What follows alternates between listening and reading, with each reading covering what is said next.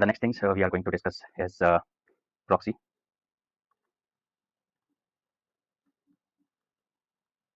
Okay, so whenever we begin with veeam backup and application, we have to look forward for the two things. One is backup proxies, and the second is backup repositories. So backup proxy is important.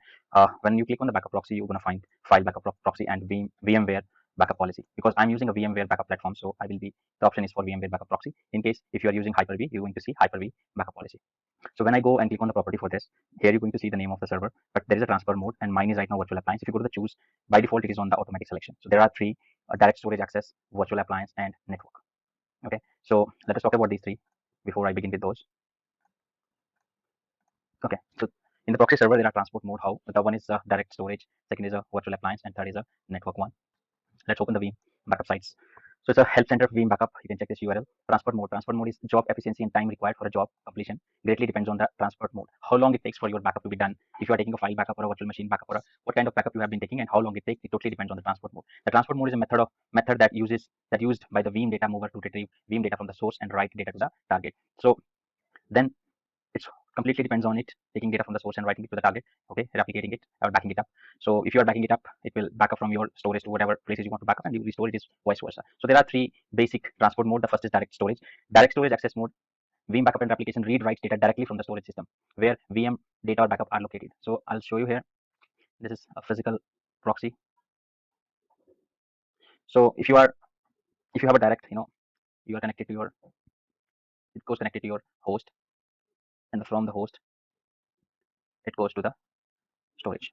Okay, so if you give directly access to your storage, so it will directly take your uh, backup file from the storage, VMDQ file. It will take in both only iSCSI and NFS if you are using the direct storage, not with the fiber channel. In that case, you need to have a virtual proxy, and virtual proxy can be installed into the virtual machines only, virtual machine 1, 2, and 3. Now the next one here, that's a virtual appliance. Now these are the jobs for virtual appliance. If we have been taking backup, replicating, VM copy, quick migration, entire VM restore, VM disk restore, and replica failback. So virtual appliance transport mode is there. The virtual appliance mode is not so efficient as a direct storage access, okay, mode, but provide better performance than network mode. Okay, so the virtual appliance mode is recommended if the role of backup proxy is assigned to a VM. So if this is a proxy, then it is efficient. If any of those virtual machine is a proxy, then only is a virtual proxy. If this assigned to a physical one, no, it's not efficient. In the virtual appliance mode, veeam backup and application use VMware SCSI hot add capability that allow attaching device to a VM while the VM is running. So that's the hot add feature is there. During backup replication or restore, disk of the process VM are attached to the backup proxy. VM data is retrieved or written directly to the data store instead of going through the network. So that's a plus point, and these are the things we can do, and that's the requirement for this mode. Let's go to the third one, that is a network mode. Network mode is basically having limitations to the network. Network mode can be used with any infrastructure configuration. In this mode, data is retrieved by ESXi host over LAN using network block device protocol. The network mode is not a recommended data transfer mode because of low transport speed over the LAN. To take the load of the LAN, veeam backup application provide two alternate modes. There's a direct mode or virtual appliance. First go with the direct, or second virtual appliance. The network mode is only applicable mode when the backup proxy role is assigned to a physical machine and the host uses local storage. So he's saying like this is the host and this host is using local storage, and proxy is a physical proxy. Then for the network is, in my case, I'm using my storage into the local host and proxy as a physical. So how are you going to change all of these options that we have seen? This is your proxies. You can simply add proxy, add a VMware proxy or a Hyper-V proxy or a file share. I already have a VMware proxy for the same. Go to the property, and if you go choose, there is a automatic selection. That is a direct storage access. If you click on direct storage, then go to the connected data store, go to the manual selection and add, and these expand them, select both of them by using control function, click OK, that's it. Go next, wait for some time, and that's it. So now you can go to the manage traffic rules, and that allow you to use a lot of features. Name is Mukesh, encrypt network traffic, and throttle network traffic too. You can set up the speed 3 Mbps, whatever the time, or you can throttle the speed on Monday, like that to that timing, office busy hours, where people need, so that you can select. Plus, if you go to the network, you can set up a network here by using network address and subnet, like for example, and go OK. So if you go to manage traffic rules, there you can add it. Source IP, you will find source IP to be here, and that's how it works. You simply apply that. So my veeam backup proxy right now, let me go back, and I am selecting the direct storage access. You can leave it to the automatic selection if you want, and here also automatic selection. Click on next. It will validate your server. Manage traffic rule, remove. I am removing the traffic rules. Encryption, you can keep the encryption enabled, and throttling is removed, not required as of now. So it is almost implemented and finished, done. So this is how you can configure your backup proxy. And if you want to make virtual machine your backup proxy, say VMware, and you simply click on add new Microsoft Windows, and you have to type the IP address of your virtual machine and then go next. Right now, I do not have any. Thank you very much.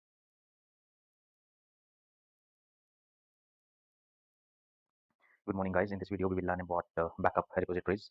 So backup repository is important here because it decides which location we want to keep our backup files. So by default, there is a backup repository. Okay, this is the home. If you go to the backup infrastructures, and we have learned in the last video about backup proxies. So there's a backup repository is the next. First of all, there's a default backup repositories, and it says your backup is going to be stored in your C drive into the backup folder, and that is the capacity for the drive, and this is the free space.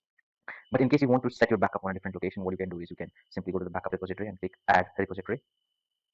Now it let you choose so many options. First, start with the direct attached storage, network attached storage, deduplicating storage appliance by using Dell or other, and object storage. So I'll be using a direct storage first of all. So I'm selecting this. Now it asks you it's a Linux platform or a Microsoft, so choose the desired platform. And by default, it gives a name backup repository 1. When you create the second, it gives 2, 3, and so on. But you can rename it the way you want. So I'm leaving it default. So I'm going next. Now this is the server. On this server, I'm going to keep my backup. So this is my server. But in any case, you want a different server, you can select from the drop down, or you can simply go to the add new and type the IP address of the server. So in my case, I do not have any extra server. I'm using the same server. Just click on populate. So populate will show you the free spaces in this particular server, how many drives are there, which particular drive you want to use. So it showed me the C drive, but I'm already using a C drive and a backup folder. So I'll choose this time F drive, and I go with the next. So path to the folder is on the F drive. There's a backups folder is there. Okay, it is going to create. If you want to choose a different location, you can simply go and you can say you can find it out, and here, whatever it is, you can select in different folders. So now again, there are some advanced repository settings are there. Now, the first one is align backup data file block.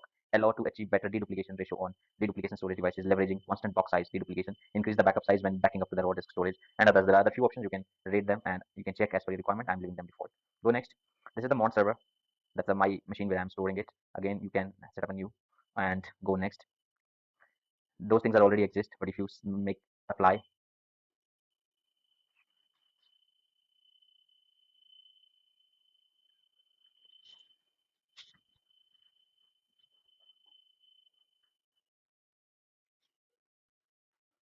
so it is bought to finish. Yeah. Now all things has been done. Now simply go next and finish.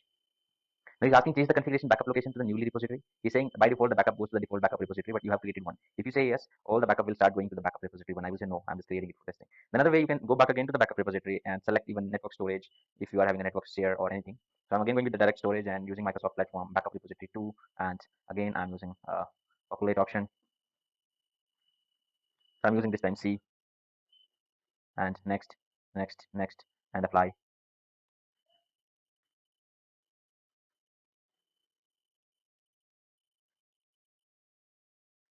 So starting the process. Just wait for some time.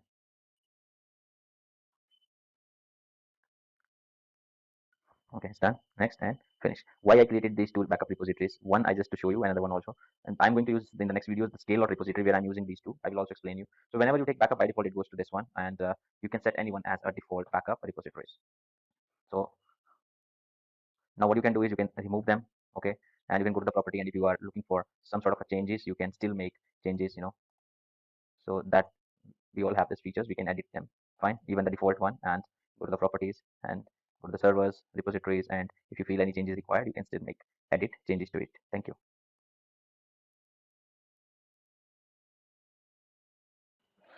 The next feature we will discussing now in backup infrastructure is external repositories. We have learned backup repositories in the last video by creating repository 1 and 2. And the third is external repository. External repository is nothing but storing your data to the cloud. If you go to the add repository, it asks you, do you want to store your data for AWS, Amazon, or do you want to store your data to veeam backup for Microsoft Azure? So I have been using Azure from a long time. If I select this, now external repository 1 is the name. You can change name if you want. Go next. Now credentials. Now credential is, those are the credentials. You have to type the account name, Microsoft account name, and you have to type the shared key. So whenever you are using a storage on a Microsoft Azure platform, you create account, there is always an account name, and it does have a shared key to access it. When you say okay for this, you are set to go. So if you click on manage cloud accounts, again you have to type account name and key. So with these two methods you can, and you can also choose the reason if you're using Azure for government, Azure for Germany, or anything. So keep Azure global if you are not from any of those three. So Azure global standard. Gateway server, by this server you are going out to the internet, so keep this as a gateway server and simply go next. That's it, how it works. As of now I do not have this license for Azure cloud, but probably maybe in the end of this course I'll try to remake this video and show you by using the name and shared key how you can create external backup repository. Once you create external backup repository, you can take backup directly to the cloud. Thank you very much.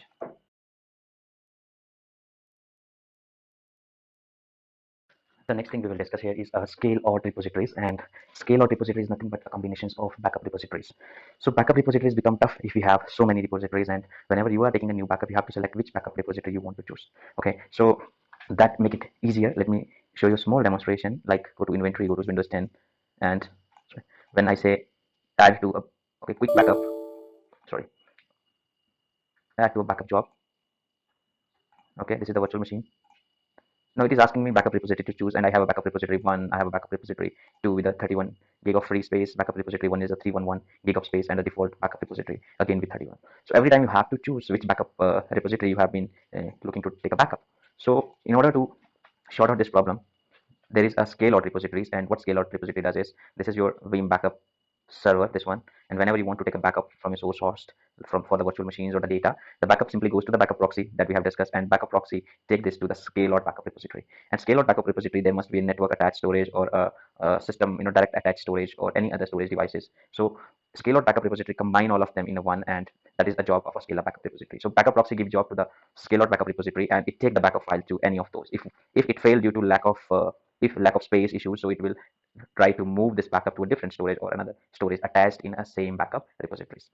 The requirement for this is scale of backup repository is you must have more than one backup repository. So I'm leaving backup repository the default one. I'm selecting 1 and 2 and making them a scale out repository. So select scale out backup repository and say add scale out backup repository. Give any name to it or let it to be a default one and go next. Now performance tier.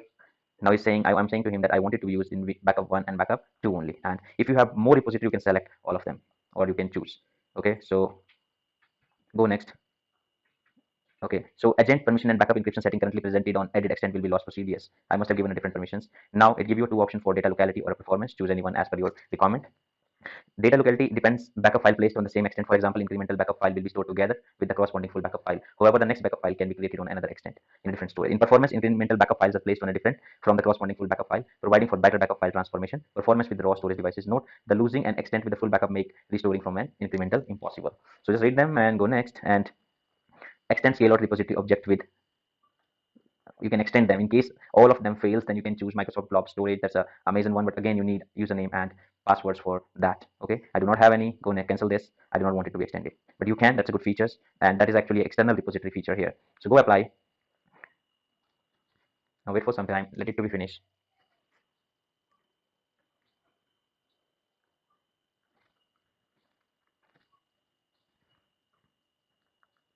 Now it's done. Say finish.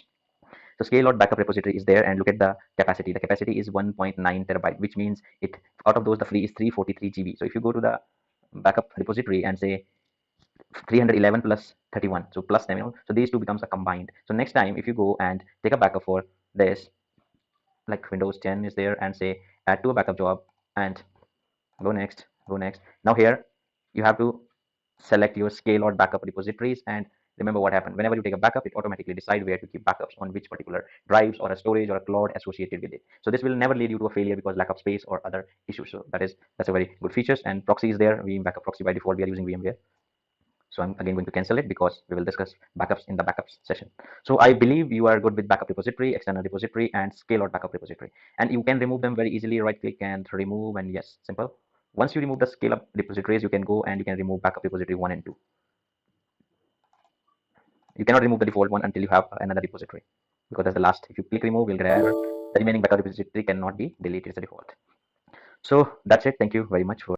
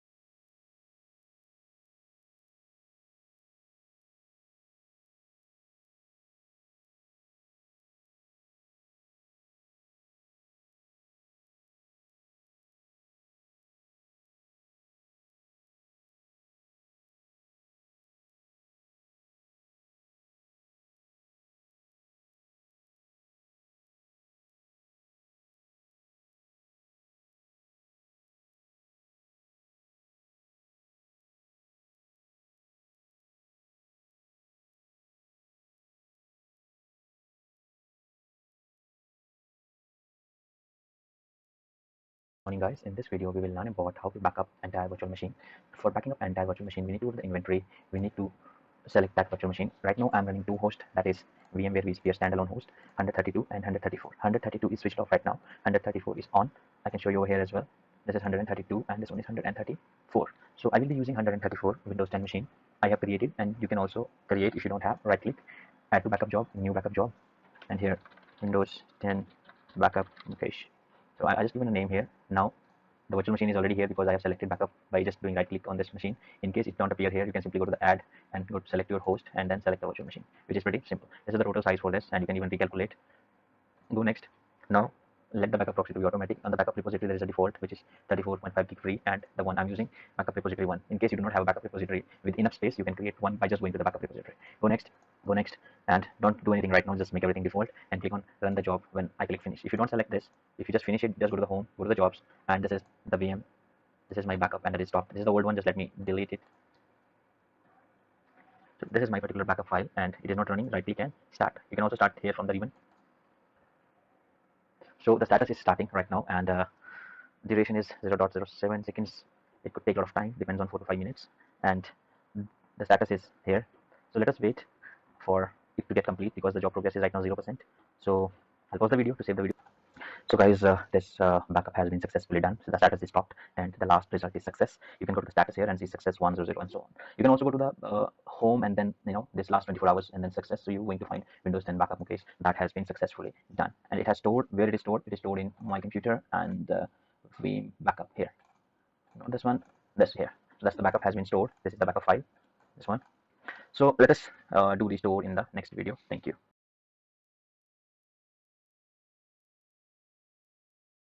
In last video, we have learned how we take a backup for this virtual machine, and that virtual machine is available on host 192.168.60.134, which is host 2. And I'm accessing this host through vSphere client. You can also access it, just click on vSphere client, type the IP address, username is root, and password. And that's it. So this way you can connect to the host. Now I can restore virtual machine directly even without deleting it, but let me just delete it. So just power off first of all, power off this virtual machine.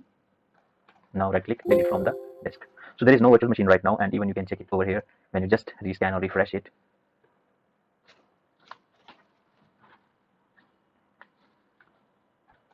Take some time.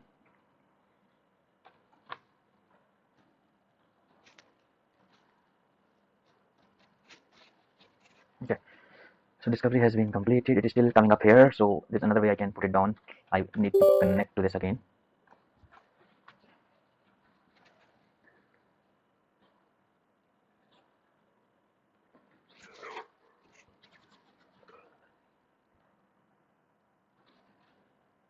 Okay, so if I go to the inventory and open the host, there is no virtual machine in 134 and there's nothing here. Okay, so now I need to restore back. You need to go to the virtual infrastructure, and then there is options called restore. Restore from a backup or replica. So I need to restore it from the backup, entire VM restore, volume, or the guest file or application. So I'm restoring the entire virtual machine. Now there are options to me: instant VM recovery, entire VM restore. Okay, and there are other features which I can explain you later on. Right now I will be using entire virtual machine restore. Okay, this is the error for 132 I'm getting because this machine is off. So just ignore it. It has nothing to do with what I'm doing right now. Go to add virtual machine from the backup and Windows 10 backup Mukesh. That's the latest backup, and select the virtual machine. Now virtual machine is there. Next, do you want to restore to the original location or a different location? So you can pick up. So I wanted it to be restored to the original location. It should come here under 134. Go next. Now you can choose this one by using a secure restore, but I do not need it because I'm using just the one machine here. So go next and go next.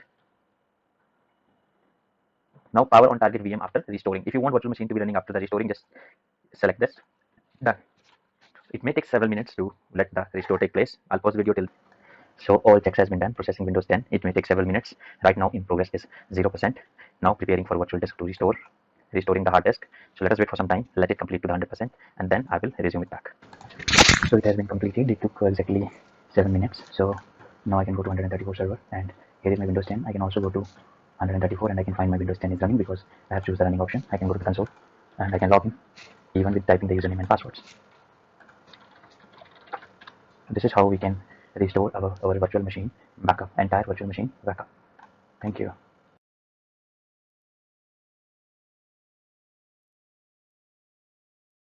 The next thing we will learn is in the restore option, restore from the backup.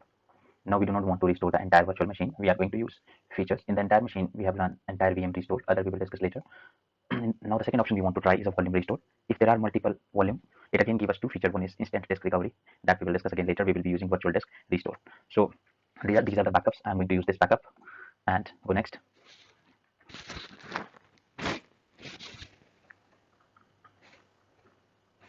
Now I'm going to select the virtual machine. This is my server. This is my virtual machine, and there is a disk for this virtual machine that is available in the data store. I'm going to select it. Restore disk. You want it thin, or you want it to be thick, or thick, but same as the source I wanted it to be. And go next. Go yes. VM window will be powered off for the duration of restore, so it's okay. Say yes. Again next. Give a reason. Type anything and power on target virtual machine after restoring. So virtual machine will be turned off automatically. If you go here, it takes some time and it will be off. So yeah, let's wait for some time. The process is getting started. It takes few minutes to get the process complete, and we are good with restoring a volume or a virtual disk. Take some time, and this machine is off right now by default. You can see because the process you see preparing for the virtual disk to restore. So I'll be pausing the video to save the video length. So it is completely success, okay, and it took almost 8 minutes. And when the restore complete, it is powered on the virtual machine and it is completed successfully.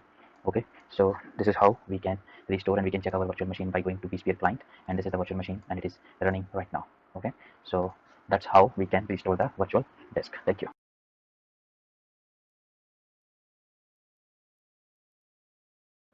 So guys, the next thing we will be talking about is let's go to the inventory, go to the virtual infrastructure, and then go to the restore from the backup. And the third option is a guest file restore. So the first we have learned is an entire virtual machine restore, then a volume restore, and the third is guest file. And the files are from Windows platform, and the backup I have taken is that particular machine, and the backup has been taken up like 2 days back and so on. So go next. Give a restore reason like anything. You can write. You can type anything. Okay, done. That should be relevant in case later on you can find out what exactly restore has been took place. So particular name for that. So when I click finish, I have to wait for a few seconds, and here it is. Now this new Windows has been opened, and this new console will help me to restore files, whatever files I wanted to restore. That operating system does not have any manual created files. Okay, it's a default installation done by me. So I will show you how you can restore it to the same location or into your physical server.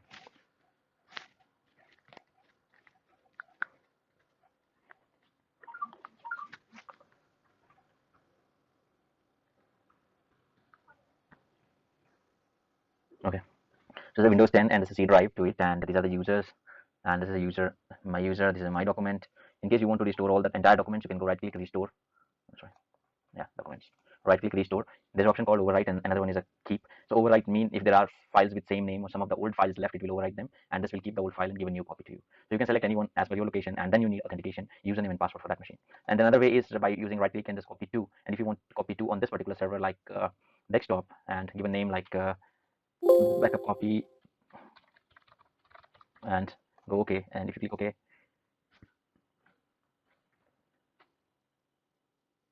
this has been success. Now you can go and go to the backup copy on your desktop, and you can see document. Just continue, and there's nothing inside it because I have no backup or something. Nothing is over there in this file.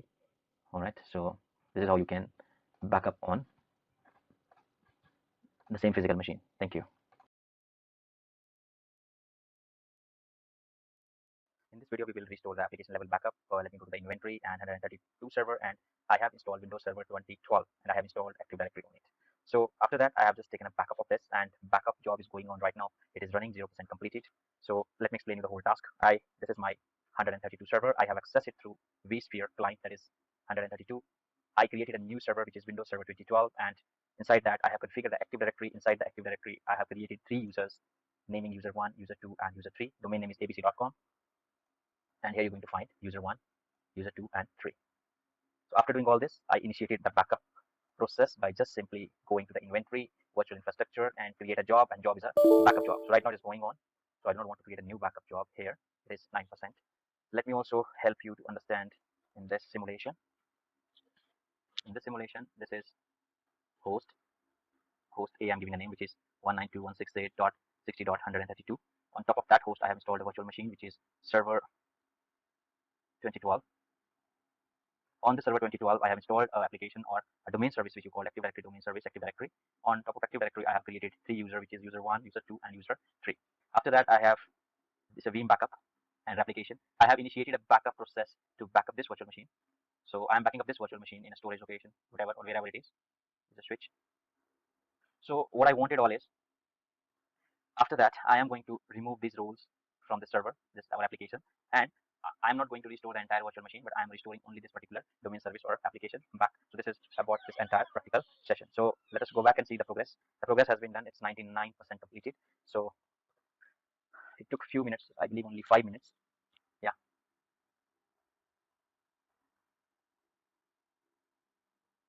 Okay. So guys, we can see this backup has been successfully done, and initially it was failed due to lack of storage space. So I have redone it. So let us we can see it successfully done. Now what we can do is we can go to the server console and alt control insert. Let us. There are two options we have in front of us. Either we can delete the entire Active Directory or delete some of the objects from this directory. So I'll be deleting like user one. So user one I will be removing. Right click, delete. Yes. I'm also deleting user two, and I'm also deleting user three. And in some cases even you can remove the entire directory. So my next thing is, let's go back to the backup infrastructure and inventory, virtual infrastructure, restore from backup, and the last is application item restore. Select Microsoft Active Directory and show all object, Windows Server 2012. There are plenty of backups now, and this is the one, the latest one. Okay, taken at this time. This has been success. If you have a dot, you can check in the backups. Done and finish. Now wait for some moment.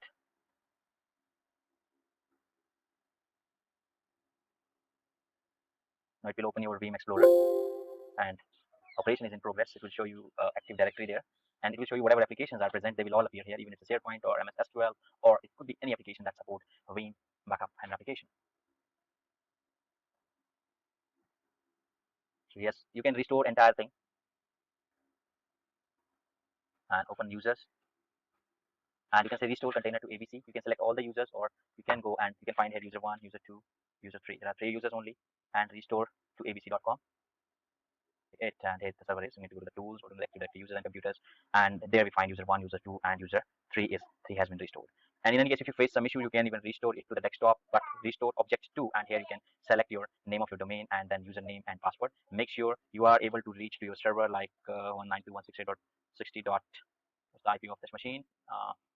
Like cmd IP config 136. So make sure you are able to ping. Yeah, that's working. Thank you very much. Hello guys, good morning, good afternoon, and good evening, my dear friends. In this video, we will be learning how to back up a Veeam physical server. Okay, so and recover it back. So let us start this. First of all, this is my Veeam server, and I wanted to back up a workstation, and which is Windows 10. And I have options to back up. Either I can back it up on my local hard drive or on the network shared folders, or the third option is Veeam backup repository. So you can choose any of those. I'm using this Veeam backup and repository. So on this machine, on Windows, this workstation, there is a requirement. It's Veeam agent should be there, so you have to install it, and you can get Veeam agent from the software of this Veeam setups. Inside the Veeam setups, you can find the tools, and inside the tool there is a Veeam agent. Just go and install it over there. So what I'm going to do is I'm going to back it up Windows 10 first of all. Then I'm going to create a recovery DVD or disk ISO file, and after that I am going to restore it. So I'm not restoring it back to the physical server. I'm restoring it to the virtual machine. So if you wanted, you can restore it to the physical server as well. The process remains same. So this is what we're going to discuss in the next two videos. Thank you very much. Hello guys, good evening, good afternoon, and good morning to all of you. And in this video, I will be backing up the physical server. So first of all, you need to open the Veeam backup and application console, and on top of that, you need to go to the backup infrastructure. Then select the platform. Mine is Microsoft Windows. I need to add a server. Okay, and I wanted to add this server. The IP address is here. It is. So I'm making a copy to it and adding the credentials, username for the server, and password is this. Okay, good to go. Go next. Make sure the computer you are taking, that should have a transport service installed, and you can find that in the software, in the tools. Okay, you have a setup of Veeam backup and application. Just explore the setup and go to the tools, and you are going to find transport feature is there. Okay, so just follow the steps.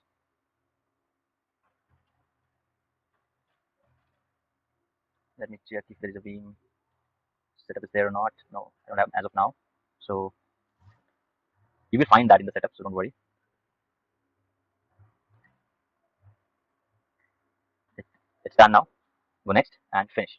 So we have done one thing, just we have been to the backup infrastructure, manage server, Microsoft Windows, and add server, and that is our server. The next thing, I'm going to the inventory and going to the physical infrastructure and create protection group, which is not required, but you can add it. It's just an advantage, protection group one, and select this as an individual computer in case it is Active Directory server. You can select this or CSV file. So the first one, and go add use. This is the IP address, and these are the credentials. You have to add the credential, and here it is. Okay, and go next. Just do not make things as a default, and also make sure there are three services: transport, veeam distribution service, and veeam agent for Microsoft Windows Z distributable should be there. So again, you can find those from the tools, the setup. You just go to the veeam backup and application setup and just go to the tools and find those services and install them in that particular computer. If you have a password of this computer, you can it automatically install to that workstation in most cases. Go next. Click on run discovery when I click finish.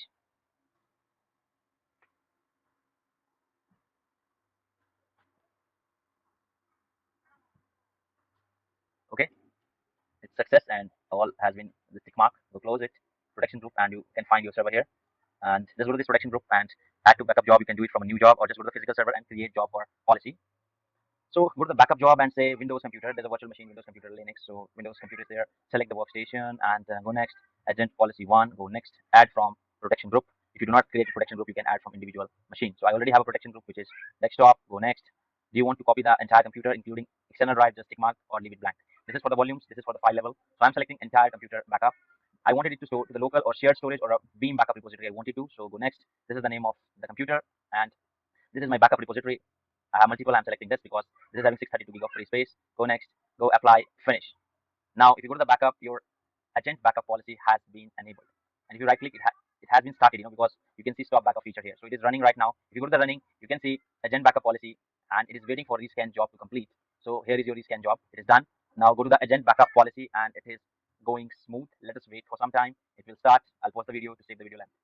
So backup job configuration has been applied and done. So you just go to the backup job and start back. Go to apply configurations and wait for some time. So backup has been taking place. Okay, it can take several minutes to depends on the type of configuration your system have, and we are good to go. I'll pause the video. I'll resume it back when it's reached 200%. I'll show you the backup file, and then in the next video we will learn how to recover it back. You can see the job progress is 3%, and it has been set as 69% preparing for backup, requiring backup infrastructure. Now it is backing up the C drive. It has been backing up the entire computer, and out of C drive is backing up, which is 118.1 GB, and that's all it is going on. So let us wait until it finishes.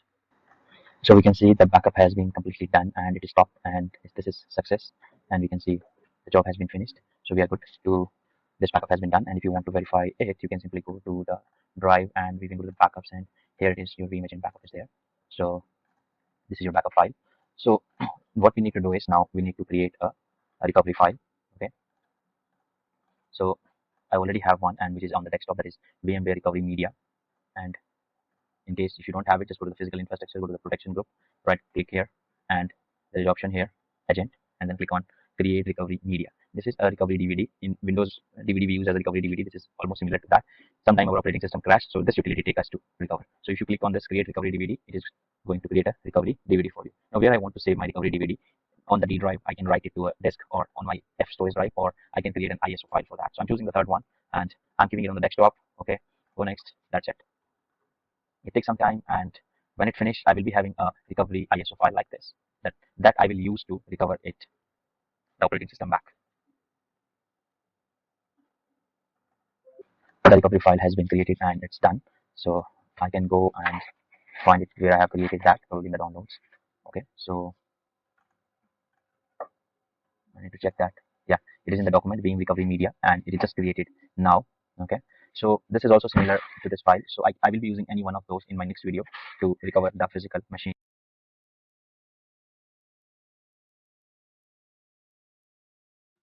In this video, we will be learning how we can restore the physical server backup. So I have taken the backup of this server, but I am going to restore it into the virtual server because I do not have a physical server right now to show you.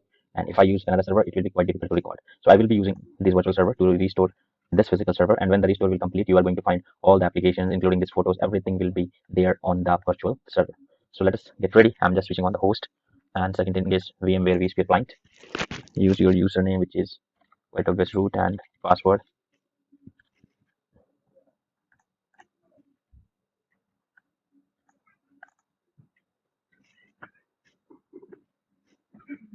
Now on this ESXi host, let it to be done is because it is not even started, so I cannot connect. The first thing. One more thing, the backup I have taken is 118 gig of space, and I probably don't have that amount of hard disk drive here. I already have 140 gig of drive. That's quite good. And okay, now I'm connecting to this host, and there is a summary, and you're going to find data stores. Okay, so this data store, I have uploaded the veeam recovery media by using this option here, and I'm going to create a new virtual machine, a custom machine, and I'm giving name my machine, and I'm going to store that on another data store. You might have only one data store, that's fine. And the Windows is actually Windows 10 64 gig, and you can select your VM network and select the data store. In case you have only one data store, go with the defaults. 132. Go with edit the virtual machine. Go to CD DVD, go to ISO file, and browse your veeam backup recovery ISO file. Click on connect, finish. Now it's ready, and we need to, when you start, just press the F2 button in order to boot from, in order to open the BIOS, and you can go and change the boot order to CD-ROM. Okay, I'm just maximizing the screen. This is quite normal booting up like a window recovery option.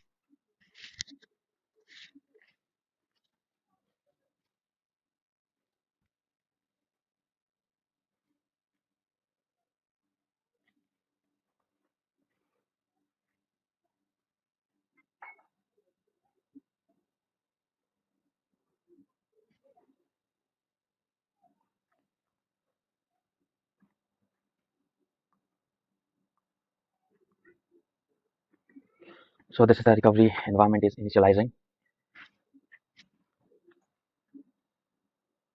If we use second option, it will take you to the window recovery environment, but the first option, bare metal recovery, will take us to the veeam backup recovery environment.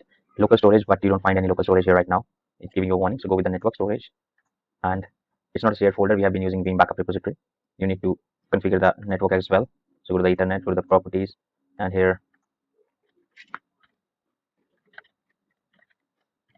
20. Let's try with this. If you don't get an error, that means it's pretty fine. So 192.168.450.24. This is the place of veeam backup server and IP address. So username is done.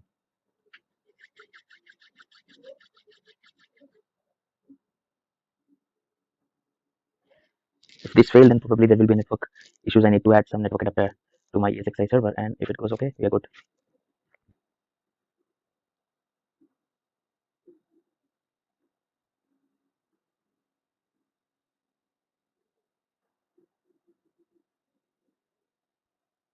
It's taking quite longer than usual time.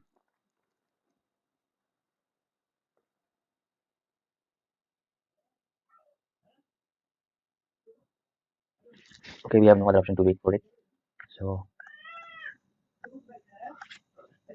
meanwhile, I can go to this my virtual machine, go to edit setting, network adapter, add next, and select this one, finish. Okay.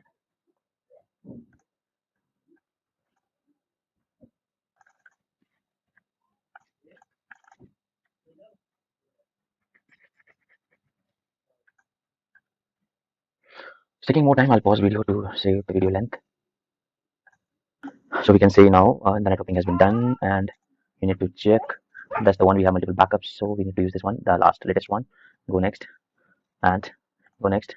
I want it to be the entire computer and view automatically disk. So I'm checking on which particular disk. So that's fine. Go okay, do nothing, go next, and go to the restore button, and that's it. All good. Let's wait to it complete the restoring process. So if you look at that, there are loading backup files to restoring the system reserved to the restoring seed right now. So it takes several minutes, depends on the speed and network connectivity, and then I will show you once the restoration is complete. Restoring to the virtual machine C drive has been 39% completed, and it can take again few more minutes to get 100% done. Once it complete, I will reboot the machine and show you the entire restore.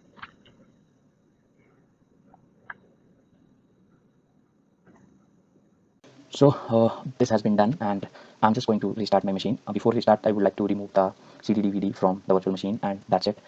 be stick to this end of this video and you will find out I have restored it to a virtual machine. The backup I have taken from a physical machine, which I'm going to side of the screen, and you can see each and everything has been copied successfully. Thank you. Just watch the video.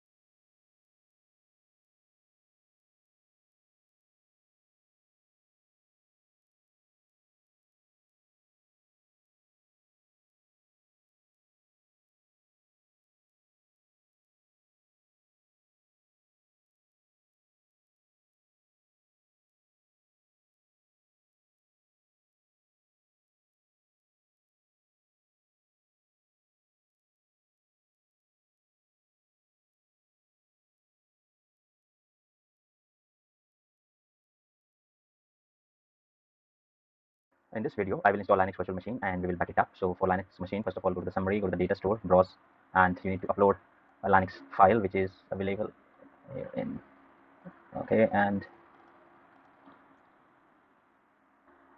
so I do have 6.0 and 7.0. I'll prefer 6.0, okay, and yes.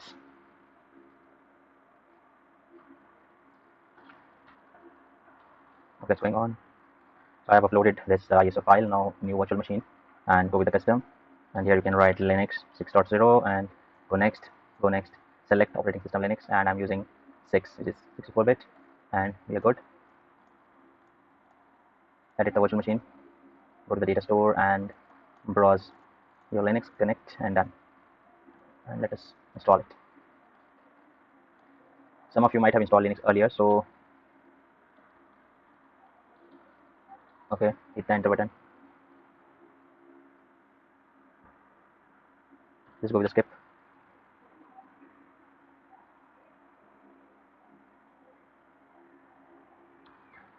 Next, just follow the steps. Next, you can say ignore all. The usable disk have been found. Okay, and this is your disk.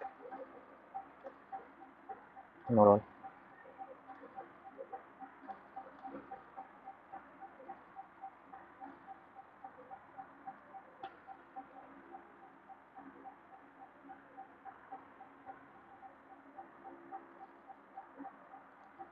Okay, select your time zone, set a password, and I'm going to use all. Okay, so it takes several minutes to finish this installation. You can select the purpose. I'm just selecting desktop.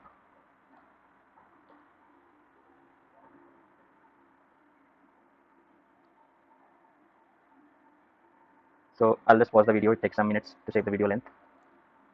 Installed, and let me reboot it.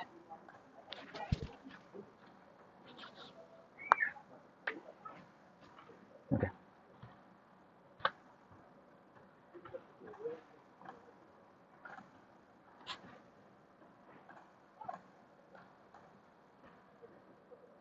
So as we can see on the left side in this host, this VM has been appeared, Linux VM. So just let me do all the formalities. Username,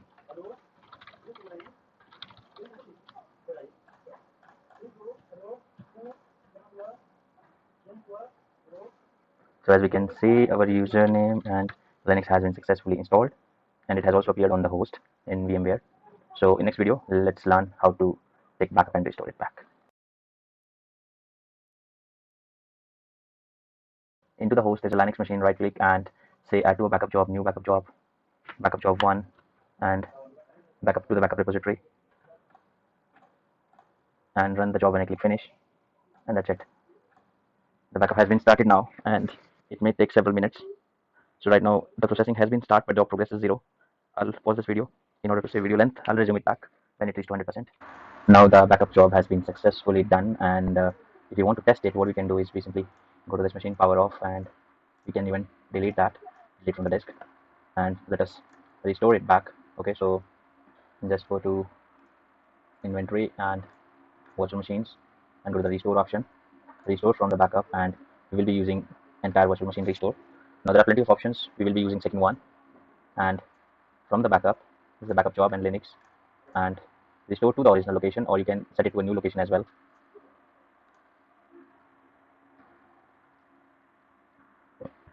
You can write a reason to restore. Power on virtual machine after restoring. That's it. It may take several minutes to restore this virtual machine.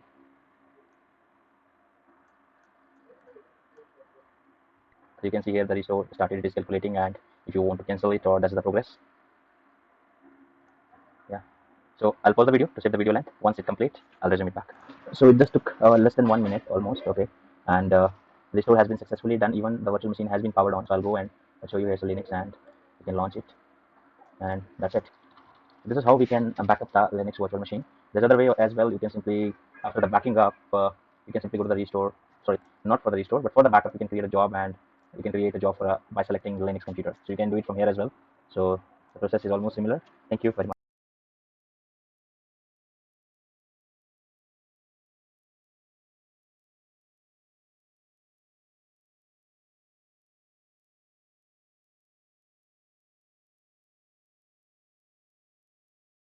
Good morning, good afternoon, and good evening, my dear friends. In this video session, we will talk about instant virtual machine recovery.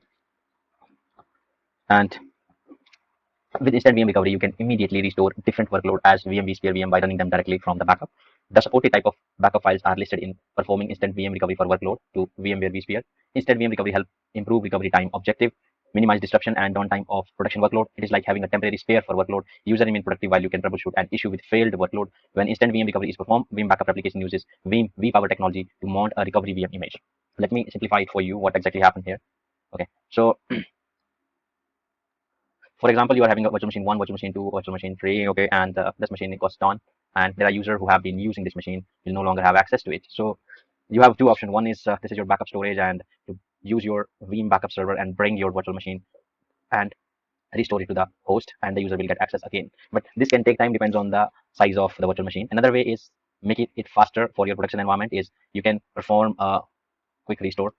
What happens is your virtual machine remain here only, and it has been mapped to this host. So virtual machine will practically run here, but the storage of virtual machine will remain in the virtual storage, so user will get access to it. And this process is very fast. It saves you a lot of time. Let us go and see. This is Windows 10 right now, and there's option here. While restoring, you remember, let's go to the virtual infrastructure, and then there is a restore feature. Restore from the backup and entire virtual machine. Now we have learned the second option here in this one. The first option is an instant VM recovery. It recovers a virtual machine by running it directly from the backup. Remember to finalize the restore by moving the VM to your production storage. So let's use it. Machines to restore from the backups and here. So let me do one thing before I exactly run this. Let me go to the client, and this is my client. It is already running.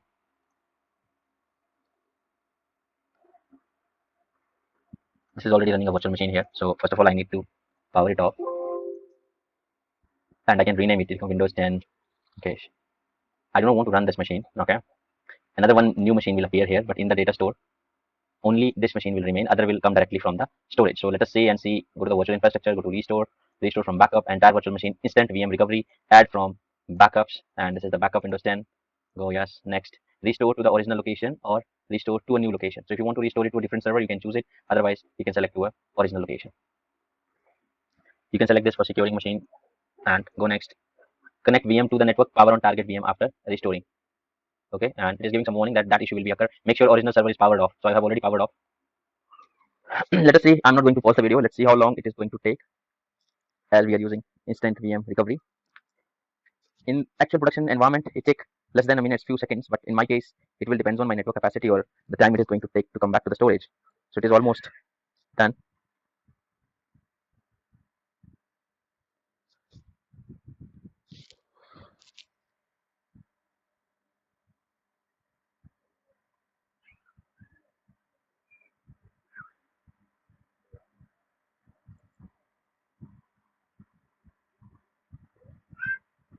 Okay, so almost done. The status is still in progress, waiting for user to start the migration. As you can see here, old machine is powered off, the new has been appeared. And if you turn it off on, it's switching on. So it take almost a minute, or it may take less than a minute.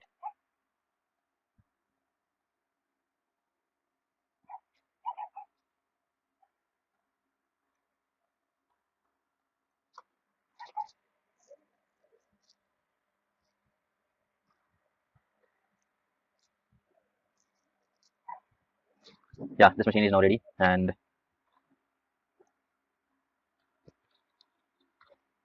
I'll try to, yeah, that's the machine. I can set up a password for it, and machine is ready. But if I go to the data store, I wanted to show you, go to summary and go to data store. So this data store does not exist in this computer. This is the data store of a Veeam where I have kept the Veeam backup.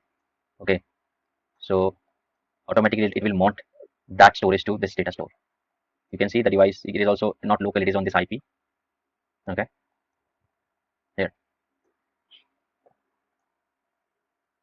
if I close it, it is here, this machine. Now we can go for quick migration for this Windows 10 migrating. See, I also have a problem with my storage space. So what I'm going to do is I am going and deleting the old machine just to get the space, in this data store. So host or cluster, I'm migrating it. See, the restore has been done. People can remain connected, but migration part left. So I'm migrating it to this data store. Okay, there's no data store I just have. Okay, go next, go next.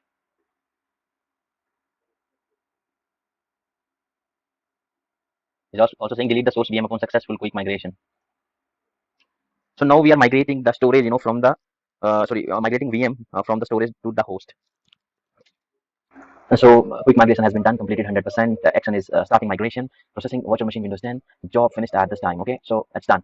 Now let me go to the client and show you that Windows 10 has been migrated. And if you want to see this migration, I can show you here. It has appeared here in this Windows 10. Okay, so it is a migrated version, and other version you need to power off, and the migrated version you need to start. That's it.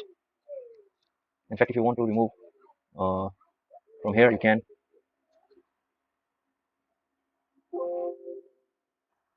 You want to unmount the old one? Yes, you can. Okay, it has been utilized or used, so it cannot be unmount right now. So let me show you the console of this Windows 10 migrated machine.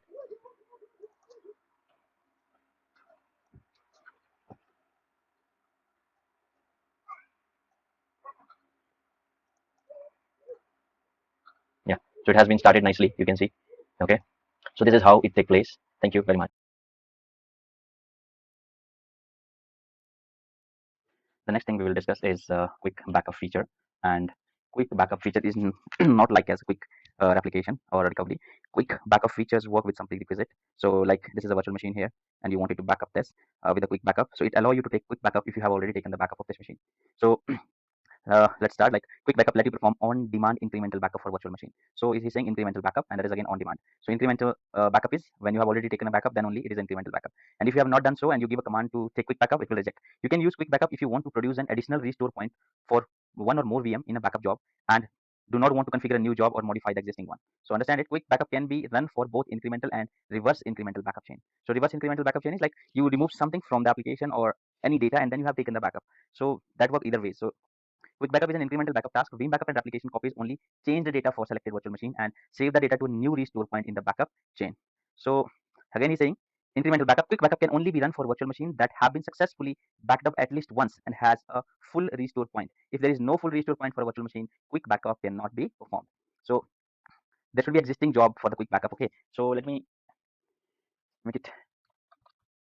For example, this is your VM1 virtual machine, and this is your host connected to your network, and this is the Veeam backup, and you can consider it as a storage.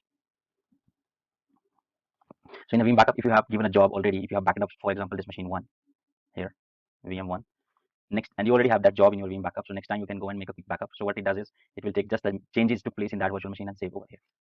And suppose you have taken backup second time, third time. So what happens is again it will take the incremental backup and it will look into the last backup and make changes fourth, fifth, sixth, and so on. But if there is no backup jobs here earlier, then it will simply reject in that case. So let us see how it works. The old one.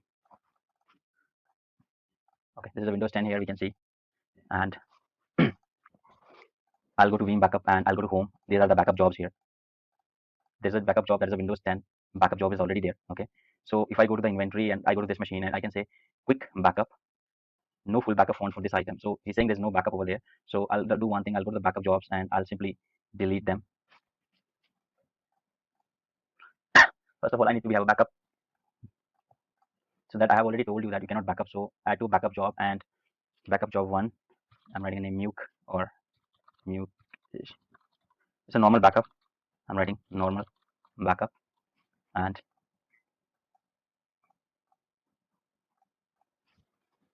so if you go here, the backup process has started. Let this finish. So we start with the quick backup. So guys, this backup has been successed. Okay, this one. Okay, and its success is there. Go to the inventory.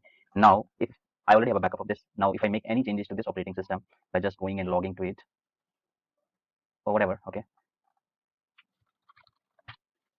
So after that, or if I don't make even changes, I can go and say quick backup. Now he's saying quick backup has been queued for Windows 10. So now it is allowing me because last time it has given a warning that you cannot because there is no full backup exist. So this time it will take a quick backup, and this backup is just an incremental backup, the changes I have made. So it will create an extra restore point. That's it. It will check, it will take its own time. If I go and I want to show you in the backups, this is my backup. This is the backup size 6.18 GB. Now you can see here, look at this incremental backup has appearing. It's a full backup, the old 6 GB, and that's the incremental backup. So it is taking incremental backup. So that's how quick backups works. Okay, that's here. This is the old backup. This is the incremental backup. So this incremental backup will not work if there is no full backup, and still it is processing. The size is increasing. So you can see now it's 207 MB, and it has been increasing. It is not, yeah. So you can see also performing incremental backup for quick backup restore point done. It's done now. Let me show you back here also. That is the incremental backup. So that's how it works. The quick backup feature. Thank you very much. The next important backup feature in veeam backup and application is veeam-zip. Veeam-zip and veeam backup and application, you can quickly perform backup with one or more virtual machine with veeam-zip. It is almost similar to a full backup, okay? And veeam-zip job always produce a full backup file, that VBK file, that act as an independent restore point. You can store the backup file to a backup repository, to a local server, or a network share. So when you perform a veeam backup with a veeam-zip, you do not have to configure a backup job and schedule it. Instead, you can start backup process immediately, and that's the difference. So I'll show you here. Let's check. This is my Windows 10 machine, and this is a veeam-zip feature. When you click here, you find a new option. If you go and click like backup job, then you're going to find some lot of lengthy process. But if you simply go right click and say veeam zip, which repository you want to save, or a local or a shared folder, that option is available. And you can also choose delete this backup automatically, so and so. Go okay. That's it. The backup has been started with a matter of one click. So it saves you a lot of time to take the backup. It takes the same amount of time for a backup. Depends on your virtual machine size. So I'll pause the video to save the video then. So this veeam zip backup is 99%.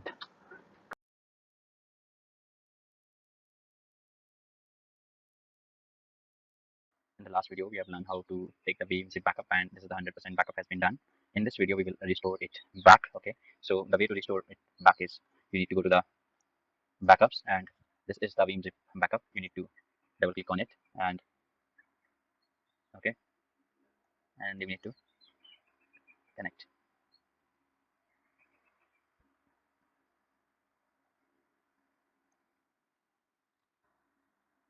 Okay, let us wait for it.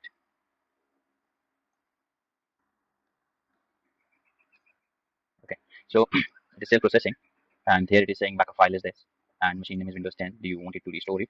So one more thing, I do not have very much space on my server, so in order to restore it, I need to delete the old one, which is here. Power this machine off, and the second step, right click delete from the disk. We're good to go now. Now I can say restore. Now restore entire VM, or only virtual disk, or guest file, or restore it to the Azure. You have plenty of options. I want it to go with the entire VM. And next, you want it to restore it to the original location, and you can scan it for malware and other security, and give a reason to restore. Go next, and power on virtual machine after restoring. So it can take several minutes to complete the restore. So let us wait for that. It is still calculating, and it has been started. So the restore has been completed successfully, and we are good now. We can see virtual machine is running. We can go even to the client, and we can see virtual machine is there. So this is how we can restore the veeam zip.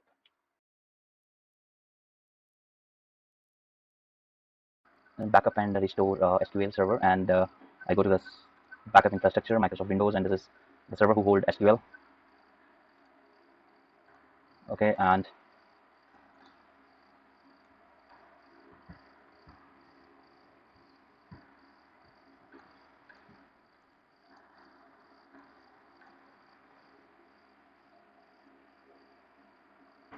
so now we need to go to the physical infrastructure and then perform restore.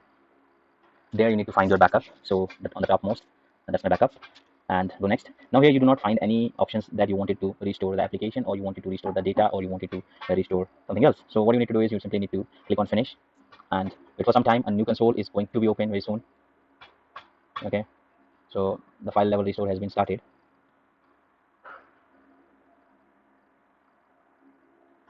So a new console is going to open. Let's see. Yeah, it's already open. Now when this console will execute, on the left we can see you can restore your files from the drives like CD or other optional drives you have, and on the top where my cursor is, from here you can restore any application that is associated with this virtual machine or a physical machine. Sorry, this is a physical machine. This is taking longer than usual. Yeah, so now on the left C drive and volume drive is there, but on the top there is a application items are there. So yeah, it probably still processing on the background.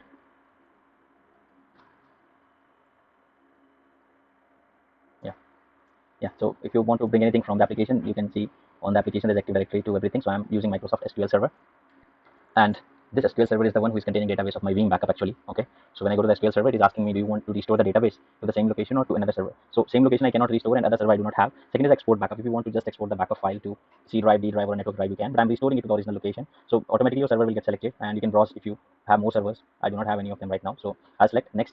And if you say yes, if you say again yes, it will delete your old database and it will overwrite it. So I'm not going to say okay because it's gonna mess with my veeam server. Thank you very much.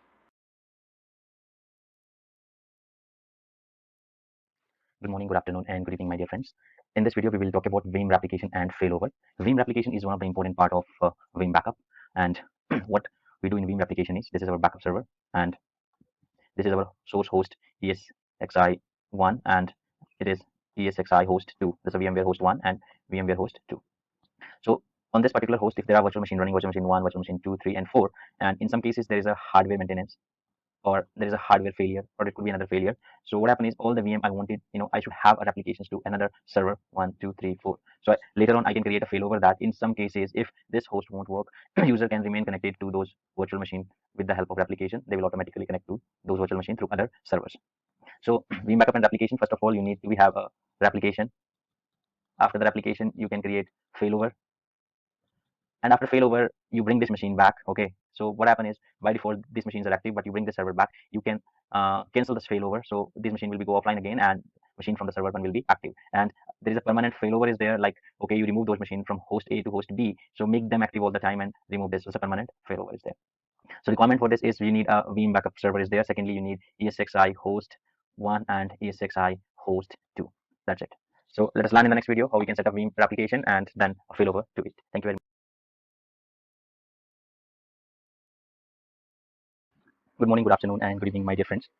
Let us start video of backup and application. For that, we need to go to the inventory and then go to your virtual infrastructure, and this is your host. You can do same thing with the physical infrastructure as well. The host 132 contain one virtual machine and 134 contain no virtual machine. So as you can see, let me also show you here, it's 132 and there's a Windows 10 on it, and there's another host, there is nothing on this. Okay, so what I wanted to do is, I wanted to backup this. I wanted to backup this and replicate it to over here. Okay, so then I'm going to make a failover plan that in any case this machine don't work, this will automatically start. But first, let us back up, let us replicate, and let us do how to manually you can create a failover and how we can roll it back. Okay, in any case, if this virtual machine will come back again, so I can roll back.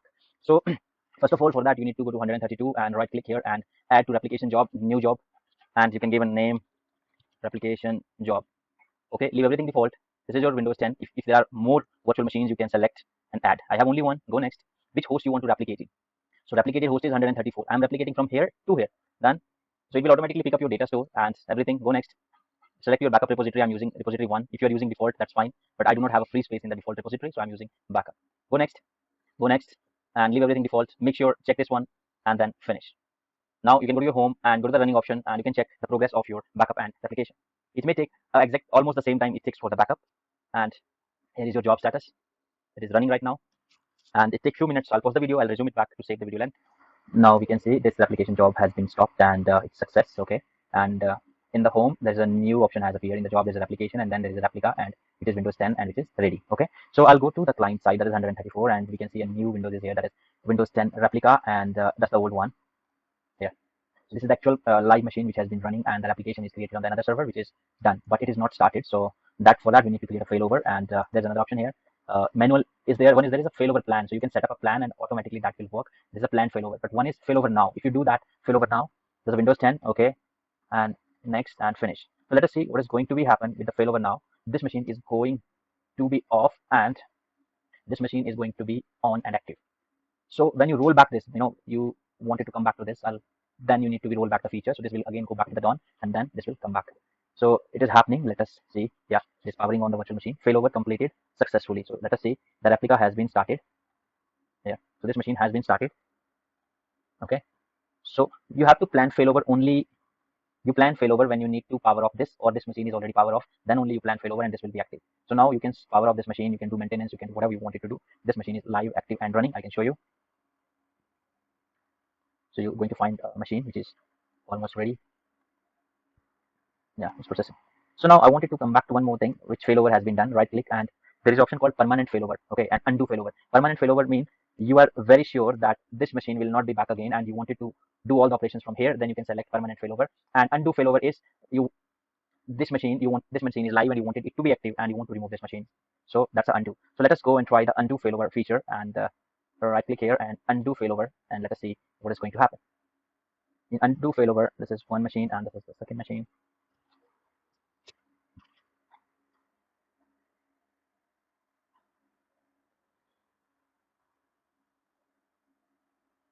Okay, so you see undo failover powering off the virtual machine, and done. So if I wanted to show you that success, and let me minimize this. Now you see the replica machine is off automatically because I have done undo failover, and this machine is live and in operations. So that's the one. And let us go with the one more feature here. Right click, and there is a more option. Let us do that in the next video. Thank you.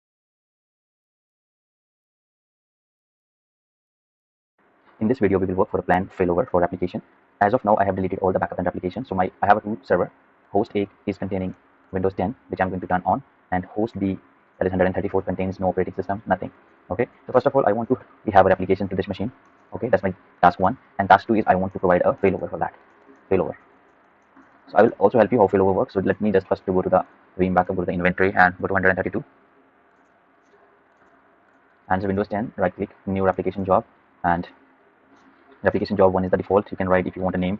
I have removed all replications, what I have done in the previous video. So this is my new setup, and I'm redoing it.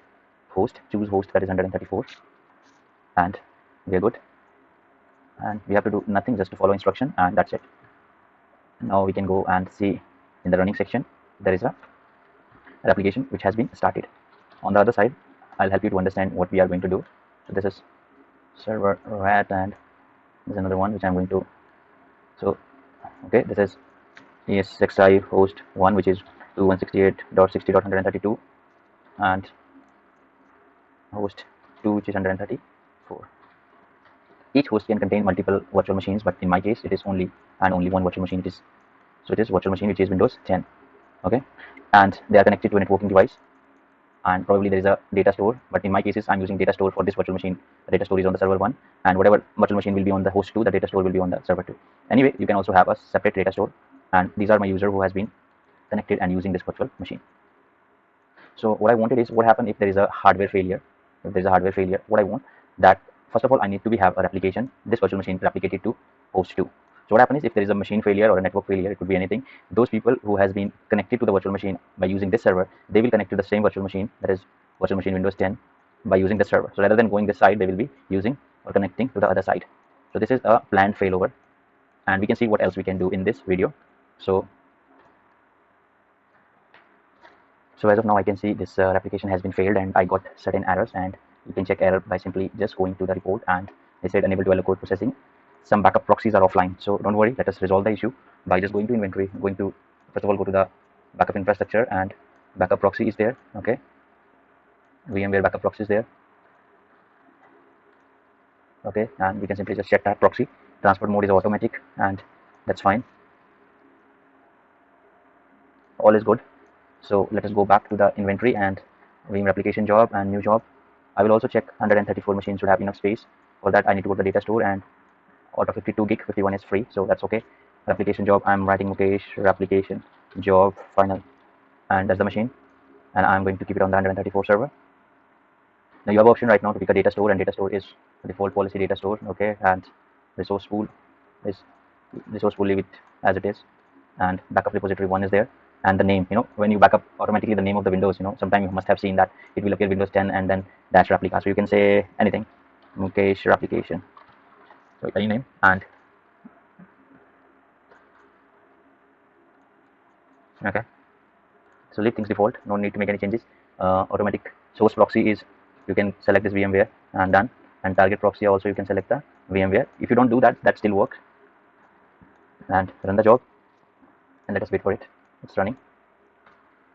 Let me pause it to save the video length. I'll resume it back when the job is completed. In this video, we will work for a planned failover for application. As of now, I have deleted all the backup and application. So I have a two server.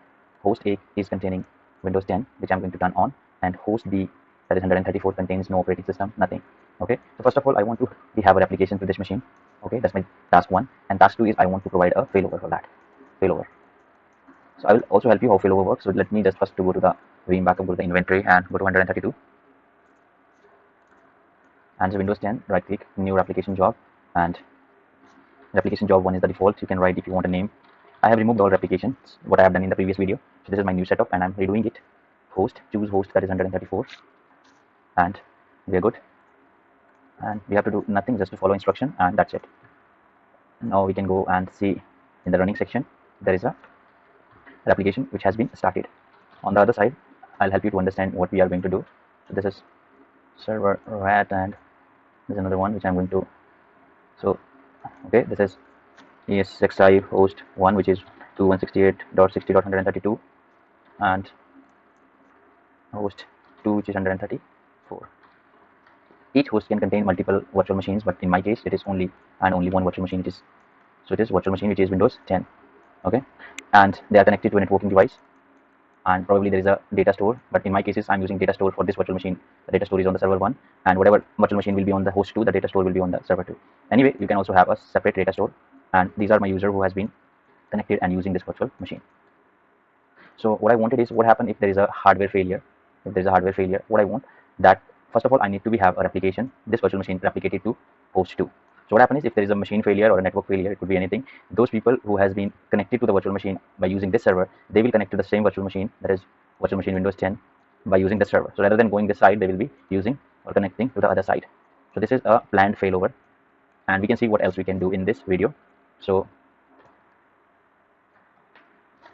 as of now, I can see this replication has been failed, and I got certain errors, and you can check error by simply just going to the report, and they said unable to allow code processing.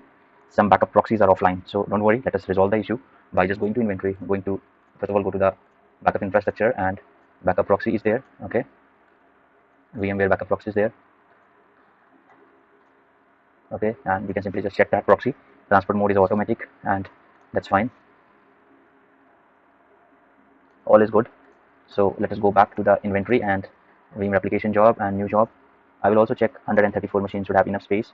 For that, I need to go to the data store, and out of 52 gig 51 is free, so that's okay.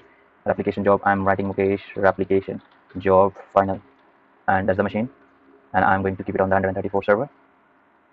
Now you have option right now to pick a data store, and data store is the default policy data store, okay, and resource pool is leave it as it is, and backup repository 1 is there, and the name, when you backup automatically the name of the windows, sometime you must have seen that it will appear Windows 10 and then dash replica, so you can say anything, Mukesh replication, so any name, and okay, so leave things default, no need to make any changes. Automatic source proxy is, you can select this VMware and done, and target proxy also you can select the VMware. If you don't do that, that still works, and run the job, and let us wait for it. It's running. Let me pause it to save the video length. I'll resume it back when the job is completed. So in this video, let us take our application back 132. There is a Windows 10 and another server I have that have nothing. So I am doing it once again. What I have done in last video, right click and add to the application job, and there is a new job which is application. Okay, and go next. Find the host where you want to replicate. So I wanted to replicate this host to 134. So select it. It will automatically pick up your data store, and just go next. select the backup repository and go next and apply. Check this, run the job when I click finish, and that's it.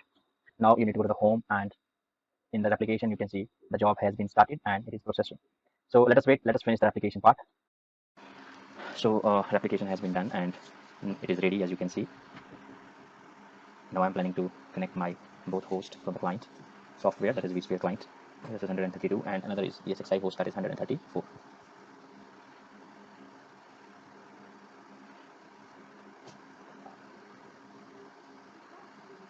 So we can see 132 does have a Windows 10 and 134 server does have a replication copy of it. Okay, in the replication name it has written like Windows 10 and then replica. So replication is there. We need to set plan a failover, a manual failover, by just going to failover now.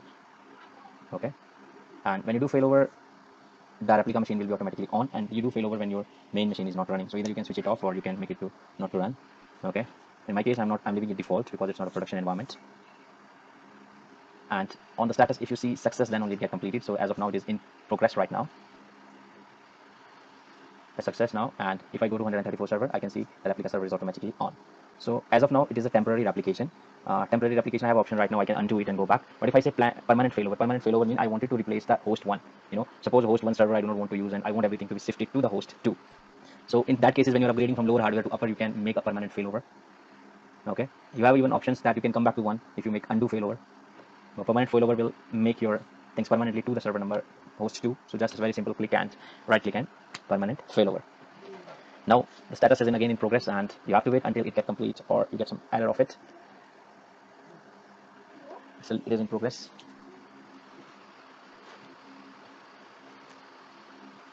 Yeah, so let's open the veeam and find it out whether progress has been succeed. Now it does not matter if I remove my ESXi server 1 completely from the production environment because it has been replicated. Thank you.